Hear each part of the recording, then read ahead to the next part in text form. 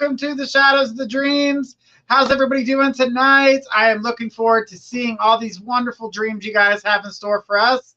So, with no further ado, let me go ahead and bring in no other than Kay. Hello. I'm so excited. Season 2.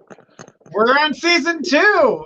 Season 2 of the Dream Show, interpreting our dreams, finding out what they mean, what is the hidden message behind everything that I'm getting. And I know you guys see books and stuff like that. We're always, oh, what does that mean in a dream? Or, let's look at the definition. But, a lot of people don't realize that there are symbolisms if something doesn't mean something to you. But if something means something to you, that symbolism has changed. It's very true. It's all about how you interpret things and how your mind works compared to looking at all those dream books. And I'm not saying that the dream books are terrible, but I mean, if I were to write a dream book, I mean, I don't know how many people would like to go out and buy a pamphlet, because that's basically what it would be when it comes down to it. And I would buy a book you wrote about dream. I would buy a book you wrote, period. Yes, this is true. But we've just a lot of things that people don't look or recognize, and we need to be able to communicate that. And that's why breaking these dreams down and helping you out says a lot. So that's why when we dive into these dreams, we get the opportunity to see into the situation. And when talking about dreams, you provide a sense of vulnerability as well. Mm-hmm. So, you're looking into the inner workings of a person and their mind and the way that it works and their vulnerabilities. So when talking about dreams and things of that nature, I always tell everybody, beware. Hence the reason why they're inside your sleeping mind and not in your waking life. Yep. Because, And yes, I am looking like Harry Potter right now. I had to put my eyes on. I had to put my eyes on. It's getting later in the evening. More like Malfoy with glasses. The blonde hair. My mom called me the blonde Harry Potter earlier today. I love her. You look like the blonde Harry Potter with those glasses on. You look really cute. She did make sure to tell me I was cute. Aww.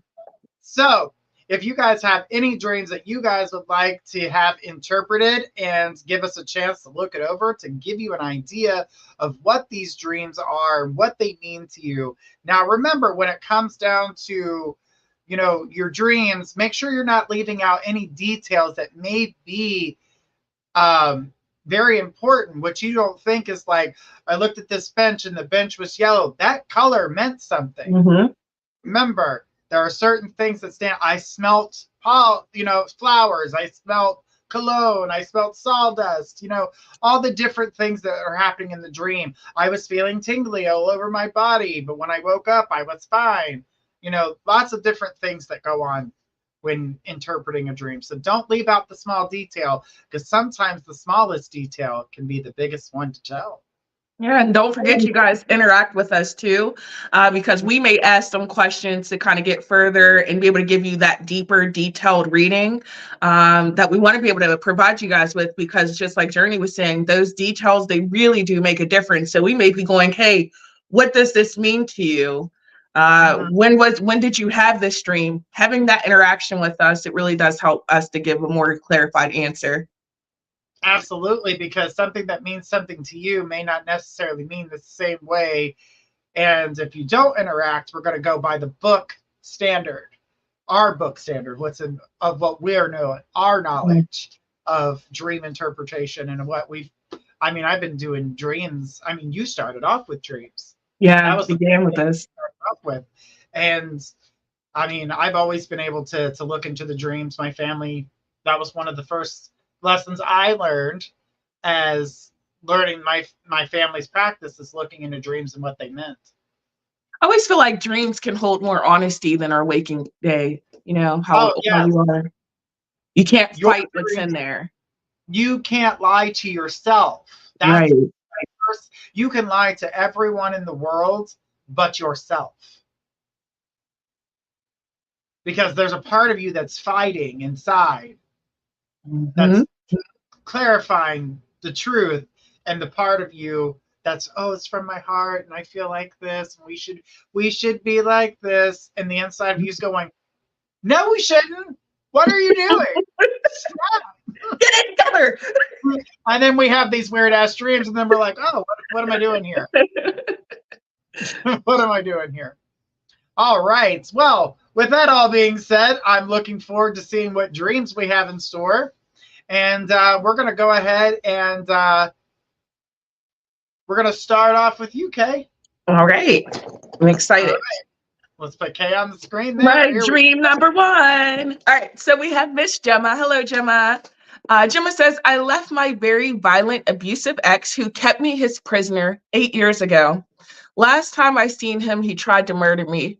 During when he stalked me for a year, and then he fled the country. The abuse doesn't bother me now, but not happy he left me disabled and all my health problems. But every time someone talks about him, I have a nightmare that night. Also dreams of Adam's face morphing into his a lot. But the thing is I don't know how to make it stop. I can think or talk about the abuse and being locked away for 10 years without feeling anything or getting upset, but still dreaming about him weekly. Okay. A lot of this is huge unresolved emotions. This is a trauma, right? And when we have gone through a traumatic experience, anything that may be that reminder or things like that, they're going to trigger us. So you're going to have those dreams. And then you still walk with fear, my love. Seeing his face morph into your current partner, right? I think that is your own way of almost like that kind of defense mechanism trying to go up. But it's not him, and you have to recognize the difference in that. This is a time that I would most certainly recommend you being in contact with therapy or a therapist, or speaking to someone who can kind of help you get through this. Not to say get over it, but to get through it. I think that there's a lot of pain that resonates in this dream. The fact that they're consistent, the fact that you have them pretty much on point every time someone brings them up, or when you see these certain things or these things are going on, you may not be able to physically stop those set dreams right away because you have to heal from some of that. But what you can do is try to take control in some of your dreams. It's very possible. I always tell people is find something grounding to kind of have around you. Me, what I learned was pillows are my soft thing. So if you know anything about me, I've got like 1,000 pillows on my bed, sensory things for me to be able to attach to ground myself to help me wake back up from a dream. Hi, Journey. I have no idea why that did that. But it'll kind of keep you grounded and bring you back if you don't want to stay in that dream for too long, if you don't want to be there. I believe the more you start peeling back those layers in regards to the trauma that happened, the sooner you'll be able to find resolution and not have those dreams as much as you were having them. I can tell you this. I started off having dreams, and a lot of them were very traumatic and scary because there were things that had happened. I do sometimes have those that come back up, and I would be lying to you if I said, you'll never have that dream again by just doing this. No, you may have less of it. You may be able to overcome some of it, but doesn't mean that dream will go completely away. But you can get to a point where you have more control. In that time, when you're going through all that abuse, you had no control over that situation. What can you do to have control in your life now? What can you do to find that sense of stability and try to incorporate that into your dream? And understand this too. It is a work in progress, right? And having such traumatic events happen to you, they are bound to find a way into your dreams at some point in time, no matter who you are. Don't take it as you've done something wrong or you're not getting something right just because these dreams keep happening when people are bringing certain things up. Just try to find ways to ground yourself when you're in those dreams so they're not as intense. And again, like I said, I strongly recommend trying to get some sort of help, some sort of conversation you can talk to, therapy, what have you, to help you get over those things so that these are not reoccurring as much. All right, my lovely. I hope that helps. I'm going to pass you over to Journey. So, Gemma, when it comes to the dream, and I was seeing it too, is that yes, this is PTSD. This is something that unfortunately is always going to be a part of the cycle because of I'm going to reiterate a lot of things that Kay just said because it makes a lot of sense. And I agree with her on the fact that these dreams are your unresolved emotions. They are associated to when you said Adam's face morphs into the X. Well, of course they do. The reason they're morphing into the X is because Adam is the first person that you loved on a level this strongly in a long time, at least since this incident. And so him morphing into that is a way that you're telling yourself psychologically that this is what love does to you. And this is where your concerns, your worries, and all of that built up anxiety sits, it lies, and it just gets stirred up in these dreams. So you need to remember within these dreams is that you are not, Adam is not the bad guy here. Adam is not the one who is trying to hurt you. Adam is not the one that's done this to you, but because of the type of relationship that was, you have that connection with Adam, with this dream, because of what you've been through, what you've lived. It's a lot to go through. And because Adam is that type of love to you, not saying he's like your ex, but I'm saying in general, love, where you really connect to Adam in this way, this is why you're reoccurring that dream with Adam in the dream and then him morphing into your ex. So just remember, Adam is not that person, but it's okay to love. And I think you told yourself when you went through that scenario that you would never love again.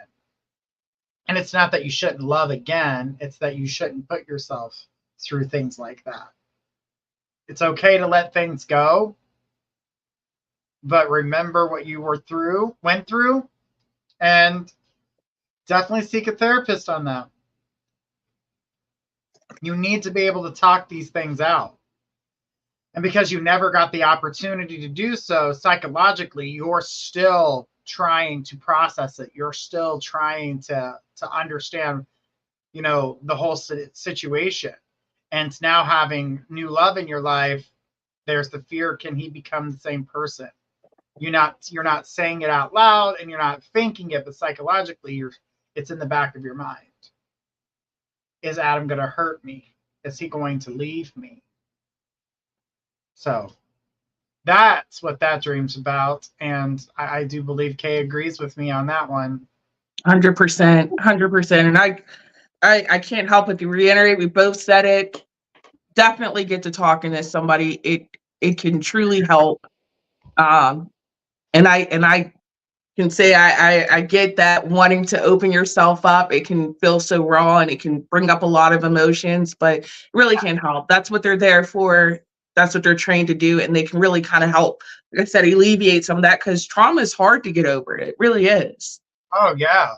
And if you can't go to a therapist, or you don't want to go to a therapist and you trust more in your psychic friends, psychic advisors, or there's always a priest, a preacher, rabbi, depending on what your nationality of spirituality is.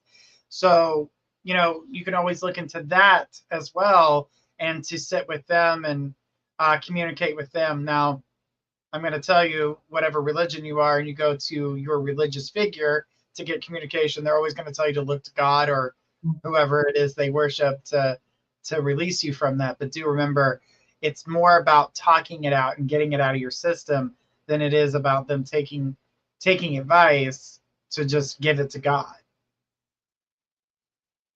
It's about you talking it out and getting it out of your system. But I say talk to a psychic advisor, talk to, like I said, your spiritual practitioner of whatever, you know, religion you follow, but allow yourself to let it out. Allow yourself to process it. Allow yourself to hear yourself speak when you talk about it.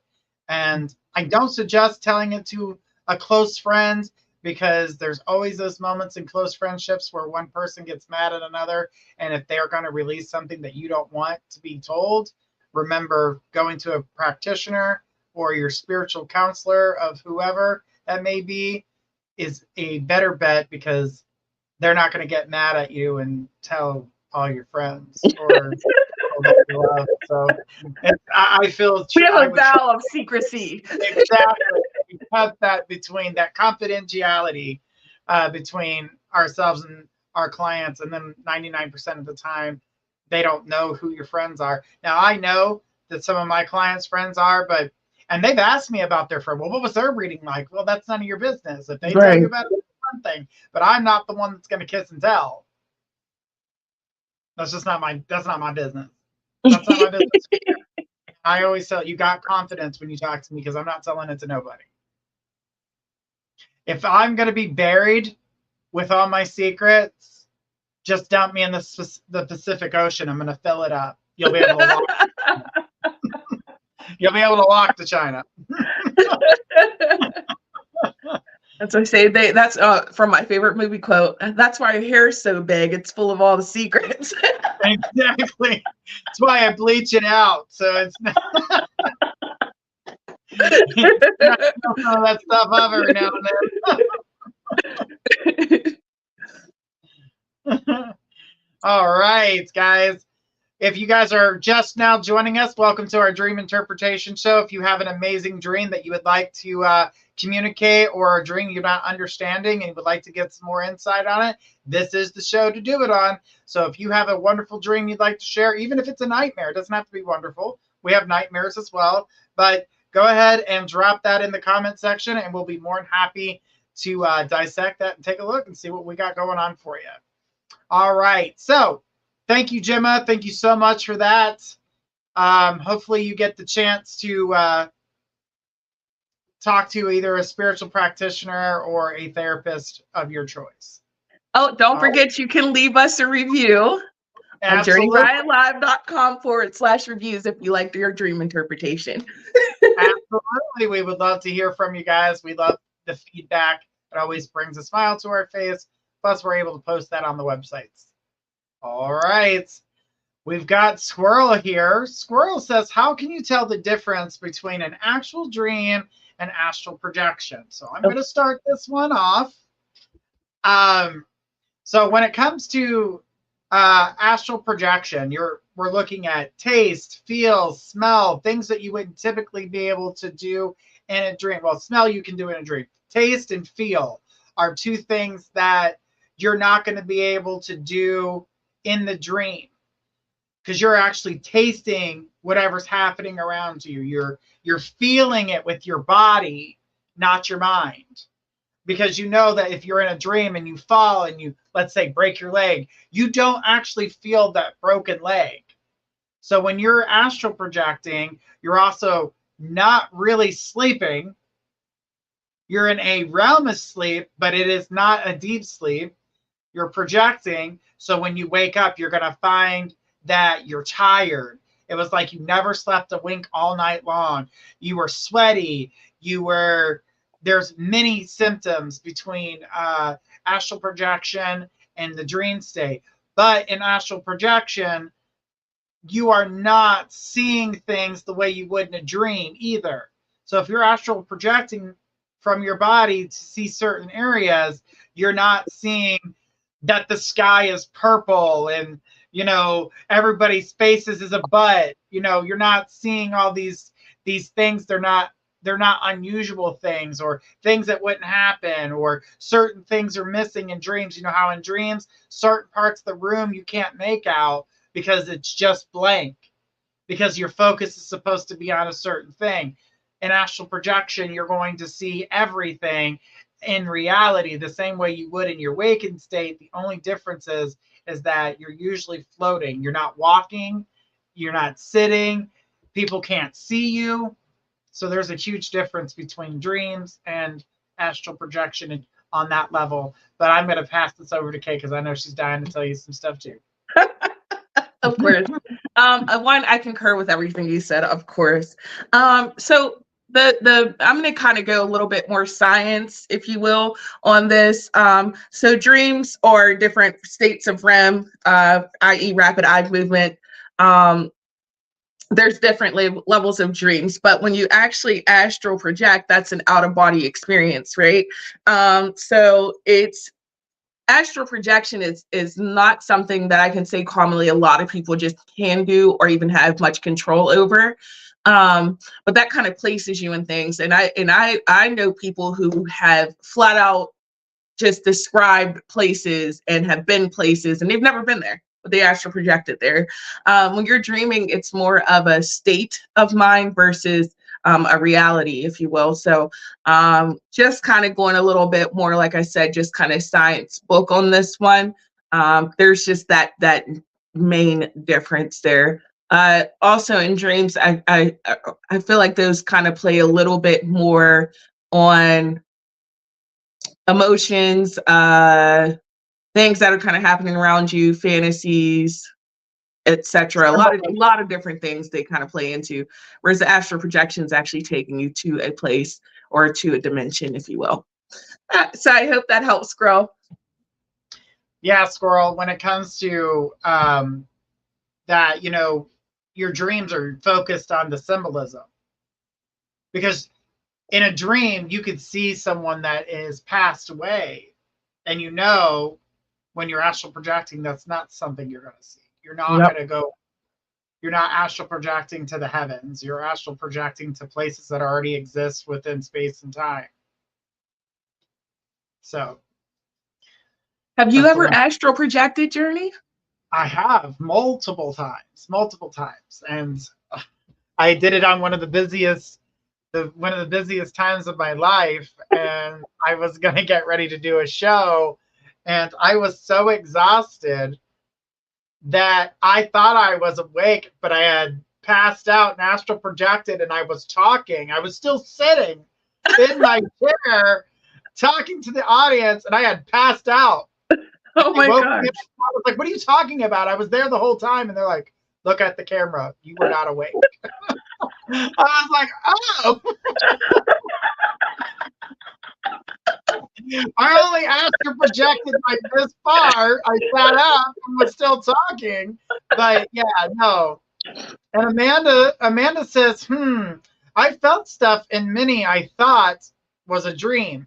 But the thing about the feeling things in a dream is that you're not actually feeling it. That's subconsciously thinking it. Mm-hmm. You know that if I fall and hurt, it hurts. But the reality is it didn't really hurt.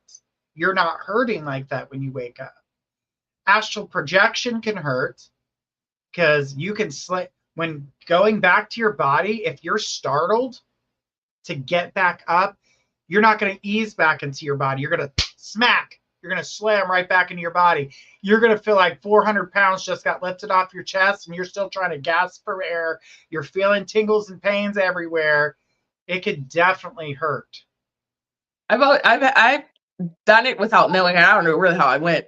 I just knew that I did it because when I came back into my body, I thought I was like falling from somewhere. It was like the craziest like smack together in my life. I was like, I don't want to do that again. Amanda says, I've astral traveled a lot as a kid and loved it. Allison says, when I was a child, I've had lots of dreams like flying like Superman. We'll get to that because there's an explanation to that. There's an explanation to the reason why people fly in their dreams.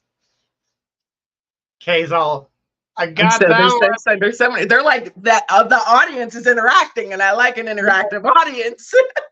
And then, like the whole bed shakes. Sometimes you can shake the whole bed. Yeah. That's not Okay. So say you're coming back from astral projection. When you come back to your body, you know how when the if you look at a hot road and you see that wavy heat coming off, and on the other side everything's going like this. The reality is it's not really going like this, but you getting back into your body shakes you enough to make you think that everything else around you shaking. So it's, in a sense, that's an illusion as well. But it's your body that's shaking, not the bed. Mm-hmm. So you hear a lot about that in scary stories and scary movies and stuff, and everybody's like, "Oh, the whole bed was shaking." I'm like, "No, that was you.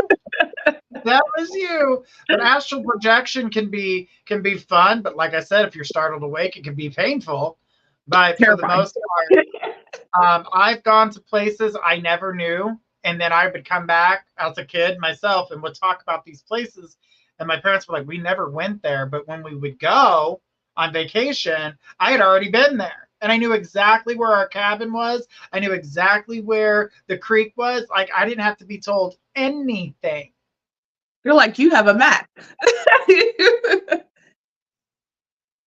Okay, Karina says, why is it that we astral redirect project? she put project reject. Ugh, we reject it. In dreams, it seems I've done it without my permission. Laugh out loud. Okay, so sometimes when we get into astral projection, when we get to that level, we're actually sleeping deeper than we are when we're in that REM sleep where you're getting your dreams from. So you're in that deep, you are usually completely exhausted. The thing is that you're physically exhausted. Your mind is not. Your mind is still going. So without your permission, you're right. A lot of people don't have the ability to control their astral projection. Some do, and that takes a lot of talent and a lot of time. I've gotten to a point where it's happened to me so much, I have the ability to do it. Trust me, I'm already so tired, I don't feel like traveling or doing anything else. But the thing is, the thing about it is that when you don't know how to control that, you don't know how to, because even in astral projection, you have an anchor, something that can bring you back. Mm-hmm. That way you don't leave your body and stay gone from your body. Because if that were the case, people would, some people who, and this is what I've done, even when someone like goes into a coma, they've astral projected out of that body.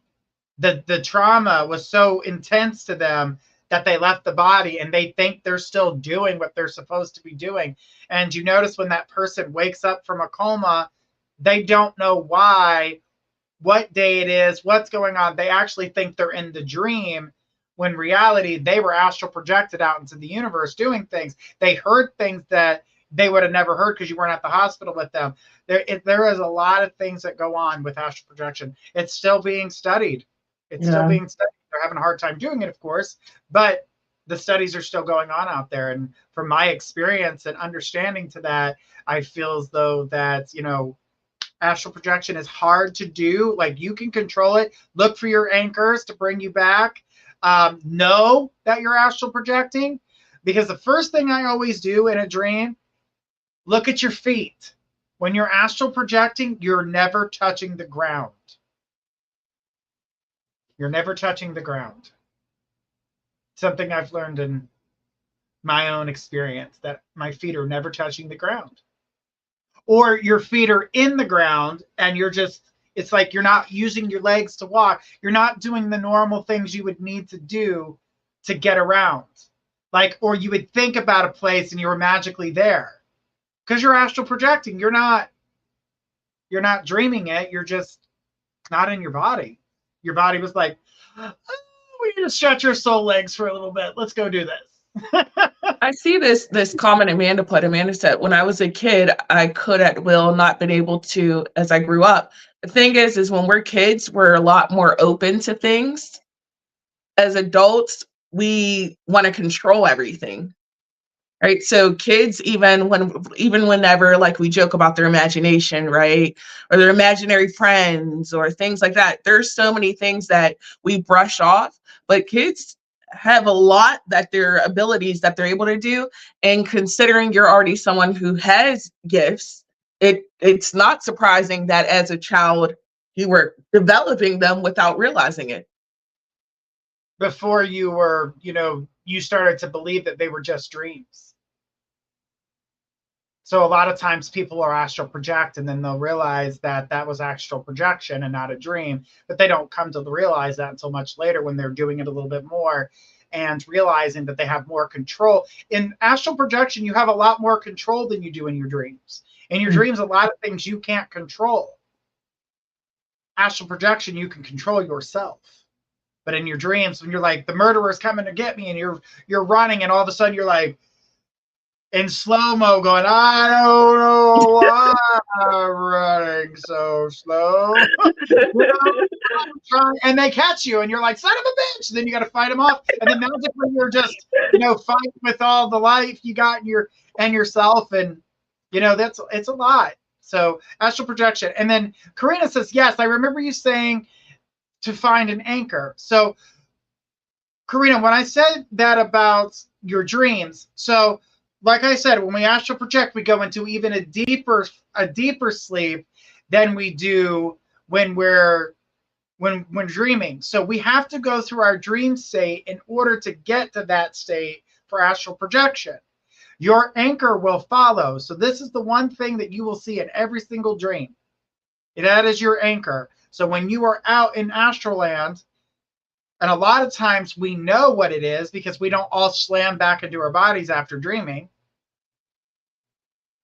We know to come home. We know to come back to our bodies. That anchor is connected to us. Yep. All right. So we've got more. I'm ready. Let's do it. So after Squirrel, we had Amanda. All right, here we go. All right, Amanda says, dreamt that I gathered my cats up and left in a car, brought them to a house my mom was at, somehow knew my cousin Sue was there too. I brought my cats in, told my mom I loved her, but I couldn't stay. Asked where Sue's, I need to see her. Can't remember what she called the room, but she said it's in the room. Some reason I couldn't get to the room, didn't know where it was. And then I said, I have to go. I was crying, left, and drove off a cliff into the ocean. This has stayed in my head for days. To the room, didn't know where it was. All right. Okay, so a couple of questions there, Amanda. What is your relationship like with Sue? Is this someone you're close to, or is this someone who you're kind of disconnected with? Because that will have a lot of meaning too as well with the stream. But one of the things is that you were almost gathering up things as if this was a goodbye for you. I noticed that you were seeking specific people out. I noticed the fact that you didn't know or didn't recognize the room that was there. So this is telling me this was something that was outside of your comfort space, and you were trying to kind of give that last sense of love off to the people that you could. Even taking that drive off, there may be some things in your life where you're feeling a bit emotional or feeling a bit detached. And that is very much so present in this stream, I would say. Needing, when we think of going to take or animals who, I'm sure your cats are beloved creatures for you, right? So you're passing those off. You're trying to give them away to someone who you know can take care of them so that you can continue on. This may be a time for you to reevaluate your support system that may be around you. This may be a time where you need to also look at and this also depends on when this dream was too. So if you're not feeling these ways now, totally fine. If this is before, it's maybe why this is something you needed to get through. But there definitely shows some emotional trauma here because you even went to the route of, I'm driving off. I'm taking this control in a car, right? I'm taking the control of this car and I'm going into the ocean. that's there where I'm trying to make a decision in my life because it seems as though maybe you didn't have a certain level of control over some other situation. And even without saying, there's kind of that frustration too, right? You couldn't find the person you were seeking before you left to go do before you left to drive off the cliff, right? So there's a lot of like unresolved conversations I almost feel like that haven't happened. There's things that maybe needing healed with certain people. They're showing this sense of uh, loyalty almost to the animals, which shows me that you may have more caregiving for those in your present life, that they may give you more comfort than people are. There's also a huge sense of isolation that's in this dream. A lot of it was an independent journey of you looking and trying to figure things out and do things. You may need to pour a little bit of love and a little bit of life into your present day so that it's not reflecting in your dreams in that way, because this feels very emotional. It feels like there's a lot of loss for you, a lot of pain for you, because suicide is a huge thing, right? When we're driving off of the cliff. Um, I said the cousin passed away several years back. Okay, so that makes sense. So again, someone who meant something to you, someone who, and again, that even actually makes sense. Is why you couldn't find the cousin. That's why, because it was none of those rooms. So I mean, even that is something that seems very significant too. What is it about that person that you may be missing, or what is it about that person that you may have needed to say something to? Because again, there goes that line of you not being able to get off your chest what you needed to get off your chest, or get to say what you needed to say, because that person wasn't there. That person wasn't present in the dream. Seems like you were seeking some sort of validation in that dream that you weren't able to get. So there's a lot, that's a lot of heaviness during that, Amanda. And I want to encourage and definitely send you a lot of love and encourage you to be able to express your emotions with not just, your animals, but people too, and open yourself up. Because there's some pain that seems to be very much so present behind that dream. All right, my lovely. I hope that helps. All right. So I was picking up some things here too, and I want to say on the connection with your mother, I don't get that it was is the bond between the two of you not as strong, or from the fact that she put yes, that happened a couple nights ago and still in the head. Yep. So I don't know what your relationship with your mom is like, but I don't feel as though it is where you would like it to be. And your connection with your cousin and your mother, and how she was the one that was keeping you, what you felt in your dream, it was kind of like she was keeping you from your cousin, like she was hiding her from you.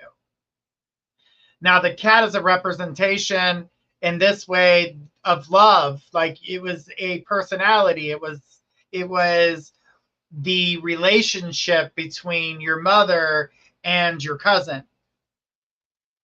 She goes, I've not been able to spend the time I want with my mom.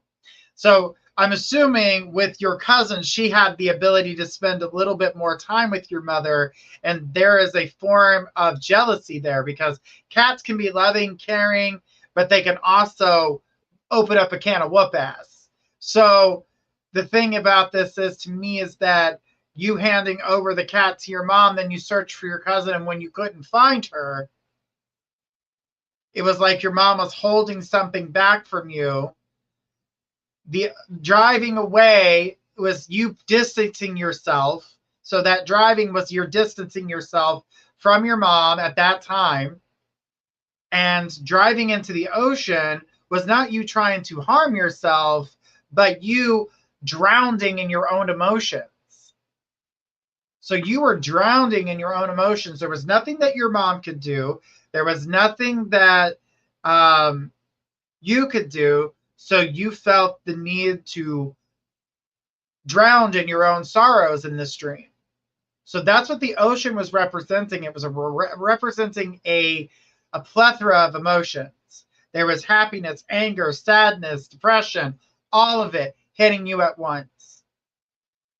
So that ocean represented all of your emotions, not some, all of your emotions. You were trying to heal from that. Not being able to spend that time with your mom the way you wanted, there is another emotion. But also your cousin and your mom seemed to get along, and there was a connection there. These were two of the closest people in your life, and you ended up giving over this cat because you couldn't handle that relationship at that moment. So you left it behind. You drove away. You put distance between you and the relationship. When you put that relationship behind you and you drowned in your sorrows, you were subconsciously telling yourself, do not drive away. Do not drown in your sorrows. You need to work this through. You need to spend this time with your mom. You need to spend this time with those around you and those who are important to you, rather than giving your time to the person that's not quite as important to you for superficial things. We always say there's tomorrow. You may be there tomorrow, but they're not promised tomorrow. So these are things and thoughts that were flowing through your head. This is why this dream becomes it seems like it's a very morbid dream, but it definitely has a lot of meaning.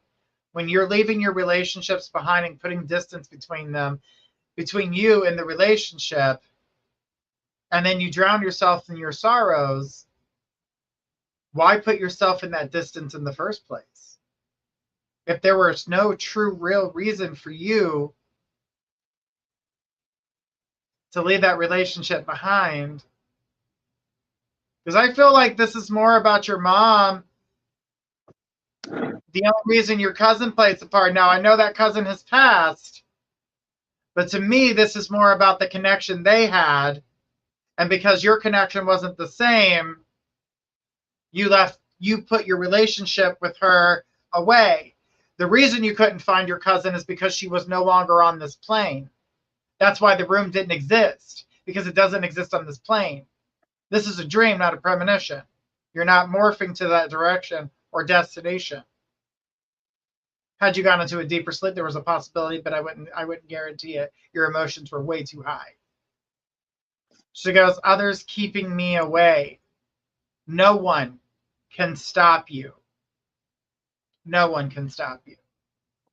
But there was a connection between you and your cousin, or there was a connection between you and your cousin, and then your cousin and your mother.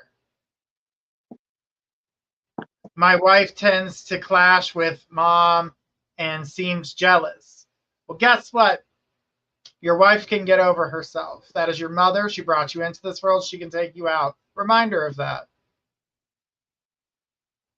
It's the person that brought you into this world. If it wasn't for her, she wouldn't have a wife, because you wouldn't be here. Don't let your wife or anybody else stop you from seeing your family when you want to. She goes, we all three connected well, but you distanced yourself from them. She says, I do it often, laugh out loud. Well, stop it. And that's what your mind is trying to tell you with this dream, Amanda. Stop letting people rule you. She goes, if she makes a remark about her, don't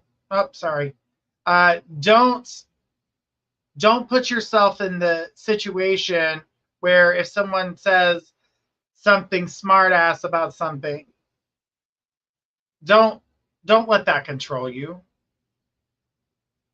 Don't let that take control. That's what they know they're doing. They know what works. They'll use what works. So, but with this dream, this is what this meant. Because if we go any further, we're going to start going into a reading, and that's not what we're doing. We're interpreting the dream. So allow yourself to have that connection with your mom again. But the connection between you, your mom, and your cousin, you felt like that connection got stronger and you got put out to the side. That's the walking in distance from the relationship.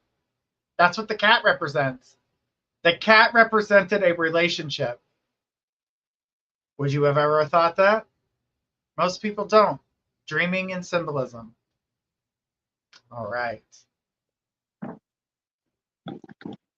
Amanda says, thank you. Makes sense. You are so welcome. And guys, anybody that's coming in right now, this is our dream interpretation show. If you have a dream you would like to talk about, go ahead and put it in the comments. We'll try to get to as many as we possibly can. I think we do have time for one more. It's always, I can't believe it. It's already 45 minutes. So quick. I just like looked over. I'm like, wow, we got time for one more at least. At least. Come on. We got Allison. At least one. We'll try for two, but at least one more. All right.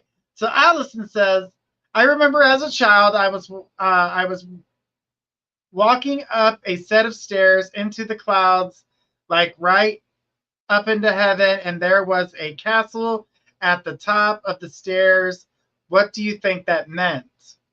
Well, Allison, to ask you some follow-up questions to this. So if you were walking up the stairs into the clouds, what does a castle in the sky mean to you?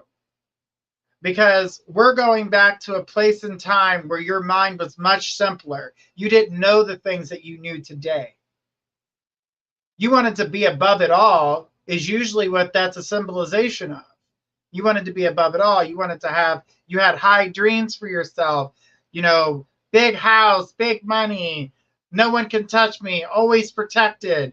You know, everybody thinks that, oh, we're going to heaven, I'm going to see my loved ones. And that's not what that was a representation of.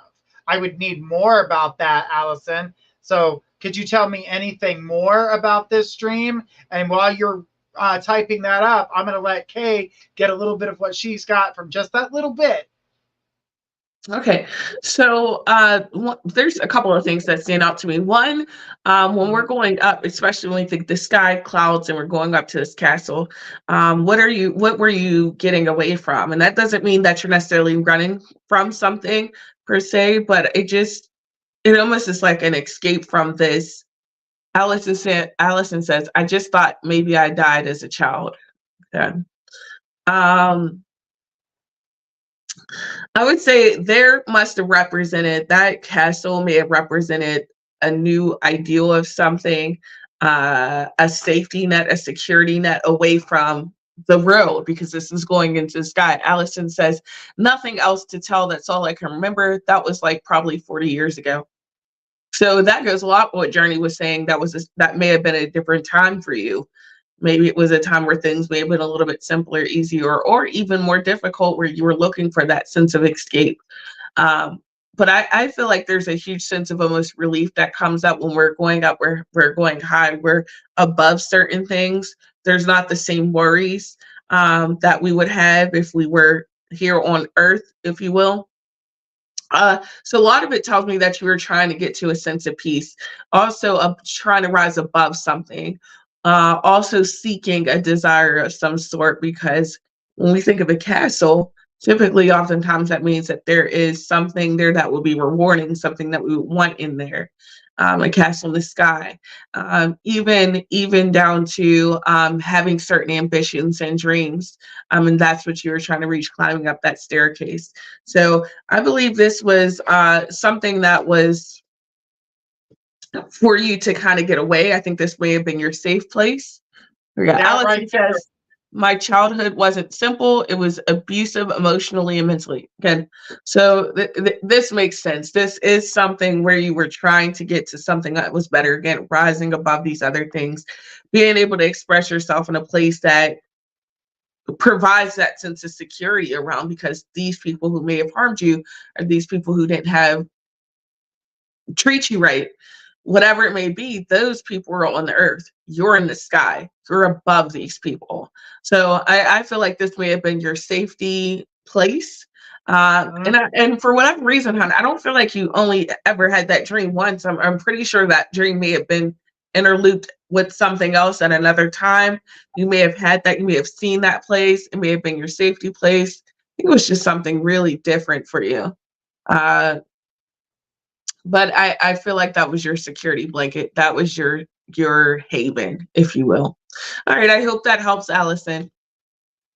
And when she put it was an abusive, and that whole mental situation, you know, when I was like, that was a more simpler time, even though you said that it wasn't a simple time. It was supposed to be that castle in the sky. When we're kids, I'm going to live in a castle and I'm going to be rich and I'm going to get away from all of this and I'm going to be better than this. And in your minds at that time, developing as a child, that's what you were telling yourself, is that you will get away from this. You will be above this. This is a place where you feel safe. This is a place where you are not abandoned. You are, supported. And you, in your mind, you said you call it heaven. So that was a place of being protected by your ancestors and your family members and those who care and love you. So that makes a lot more sense. So yeah. We agree. We agree again. We agree again. God, what else is new? Sucker. She says that makes sense also, what you're saying. So Yeah. that simpler time where it should have been simple, that was a place for us. It's the only thing she recognized to get away from, where would I feel protected? But also when we're kids, we hear that word. If you're in the Christian belief, you'll hear the kingdom of heaven. When you think kingdom, what do you think? Castle.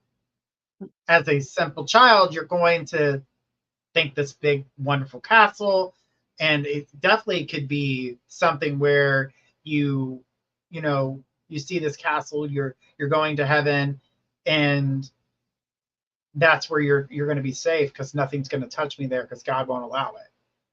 So her way to deal with the abuse and the pain and the mentality of what was going on in those times, that was just the simplest way to deal with it. Yeah. I'm sorry that the childhood wasn't that great, but you did find your own escape, and you were finding ways to tell yourself that things were going to be okay and that it won't always be this way. So, all right. What great dreams we got coming up, especially ones that were 40 years ago. I know it's hard to remember those. And she said, I didn't want to live with my dad and my stepmom. I think they just wanted me. I just wanted to go back home. I understand that. And that's how you were telling yourself as a child, because, as a kid, when we go through things, kids like that usually have night terrors and things of that nature. Yeah. So definitely can be difficult. All right. So guys, we've got room for just a little bit more, and we're going to go ahead and run through this one real quickly. So go ahead, Kay. All right, we have Dana. Dana says, I have an older sister who lives in New Zealand. I live in Australia. I had a dream recently that my older sister was pregnant with twins. I also am a twin. I can't remember too much more details, just a pregnant belly, and that I was excited for her. She thinks it means someone in our immediate family may be pregnant. I Googled some dream meanings and it says new beginnings for her. So not really sure. All right. It is very few and far in between when I may say something like this. This is one of the times I'll say it. A lot of times when twins have dreams of other twins, typically will mean that there's more twins to come. However, babies as a whole can definitely indicate new beginnings, 1000% for sure, or new things that may be coming into your life, more than likely something positive. Well, honey, I actually feel this may be more of a premonition-like dream than anything. Dana says, oh, wow. Yeah, and this is honestly just based off of just a lot of experience that I've had, and a lot of twins that I know. A lot of times you guys can feel certain things that other people wouldn't feel, or see other things that other people wouldn't see. So I actually am kind of getting more of an energy pull that may have been more of a prophetic dream than anything else. And when you gear it to being around closer to certain family or things like that, you may be just picking up some of that energy. So very possible there, but nonetheless, definitely indicates some new beginnings one way or the other. So I hope that helps, Dana. Okay, so with me on that, I do have to agree with Kay when it comes to twins.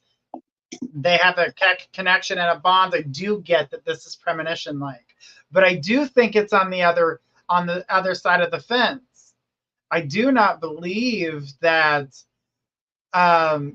the twin was the twins coming in are not for your sister, but for you. That is what I saw. So in your dream, you saw your sister, but it wasn't your sister.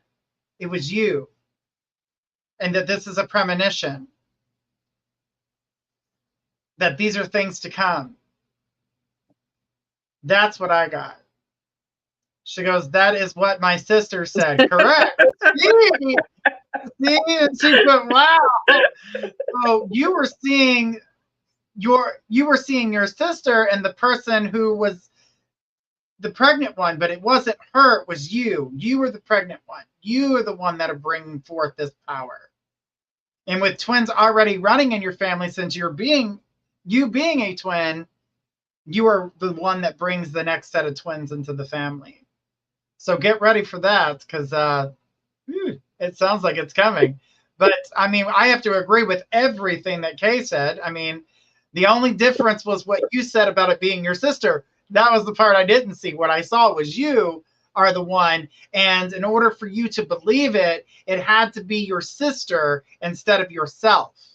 Because you do not believe that for yourself, but you can believe it for your sister. See, your own self had to trick you into knowing what was going on here. She put, oh gosh, I'll keep you updated. Laugh out loud. Well, yeah, we would definitely love to know, to see how your premonition here had come to pass.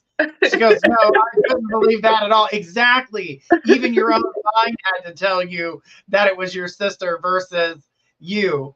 So the thing about that is that I was picking up that it was you in the dream. You were just looking at yourself. And what makes me wonder, and I want to know if the room or the area, I keep seeing a lot of white.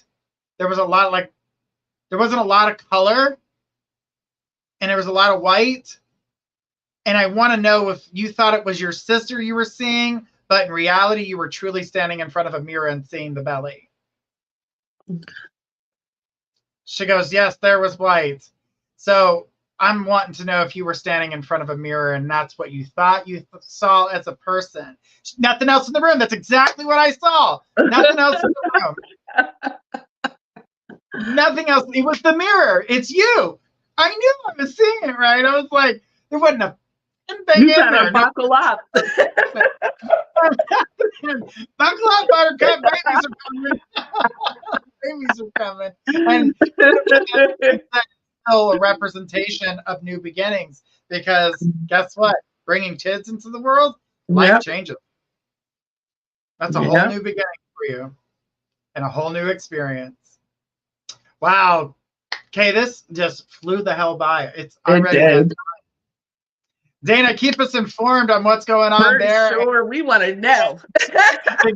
That way we can congratulate you. She goes, I also remember I gave birth to when I gave birth to my kids that I already had, I went into a similar place. Get ready. Pregnancy's coming, girl. Get ready. It's coming. She'll be drinking a fish next. Exactly. When the fish come in, oh my gosh, yeah.